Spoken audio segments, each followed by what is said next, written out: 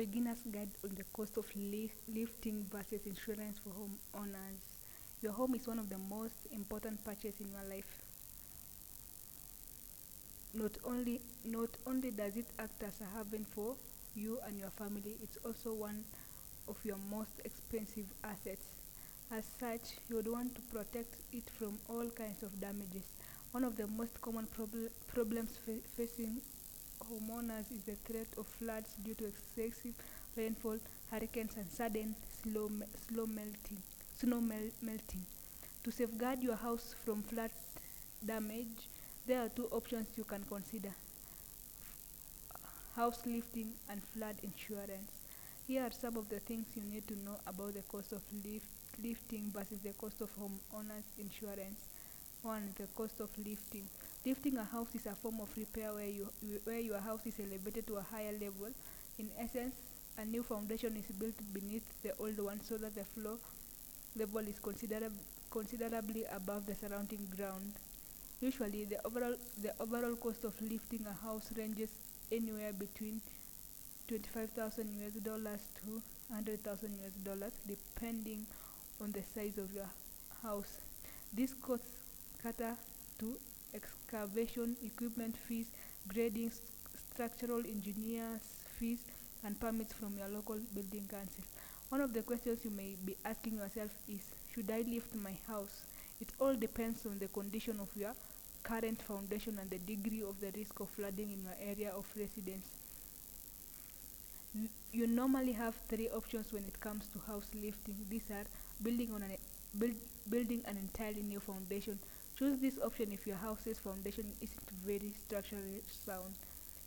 Extending the existing foundation. If your house's foundation is stable but deep seated, then you can choose to add as a base beneath it to elevate it. Building an elevated floor inside. If your floor level is flush with the ground level, then all you might have to do is build an elevated floor instead of tampering with the foundation. The type of new foundation you choose is quite fundamental in determining your house's ability to resist flood damage. You'd want a foundation that will last for many years, so choose wisely among the three options above.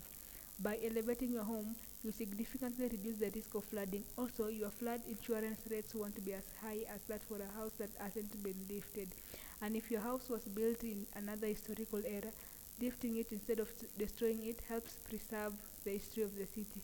There are specific factors that may affect the overall cost of lifting a house.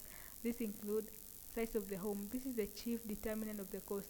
The larger the house, the more it weighs. Consequently, the the more complicated the process of raising and transporting it will be.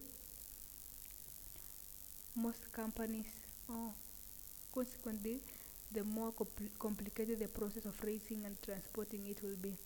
Most companies, however, charge per square footage. For this reason, you are expected to pay more for your bigger house. Condition, age of the house.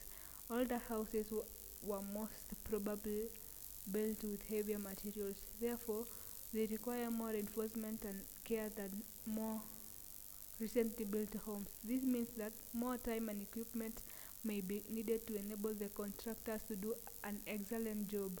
Consequently, you need to brace yourself and pay for the service. Labor. Different contractors have varying rates for house lifting services. You need to do proper market research and hire a company that provides quality services at a reasonable amount. Also, it will help if you stick to your budget rather than hire very expensive contractors. Conditions of the foundation. If the foundation isn't structurally sound, it might need repairs to help stabilize the house, and this can significantly add to the total cost. Number two, the cost of insurance for homeowners. Currently, the average cost of homeowners insurance is 1,249 US dollars per year, but the cost is likely to go up in the coming years due to inflation. As a first-time homeowner, you may mistakenly believe that the only insurance that you need is the homeowner's insurance. That's not entirely true. A basic homeowner's insurance only covers items such as covers items such as electrical shortages after storm, roof damage through falling branches, water damage from small leaks in water pipes, damaged or stolen belongings, temporary survival costs as your home is being repaired, lawsuits if your property causes an accidental injury, fire damage, wind, hail and snow damage, theft and vandalism, lighting, power surges. It's rare for you to get homeowners insurance that only covers flooding. Thus, to safeguard your home from flood damage, you may need to invest in a separate flood insurance policy. On average, you have to pay about $700 annually for flood insurance. The exact amount you of your premiums depends on your location and its weather related risks, the roof type, construction quality and age of your house, and your claims history, available discounts and insurance conclusion. To protect your home from the risk of flooding, it's critical to take a flood insurance policy, but you may end up paying a lot of money if the floor of your house sits below the general ground level. To reduce this to reduce the premiums you pay for flood insurance, you would want to lift the foundations of your house above the surrounding ground.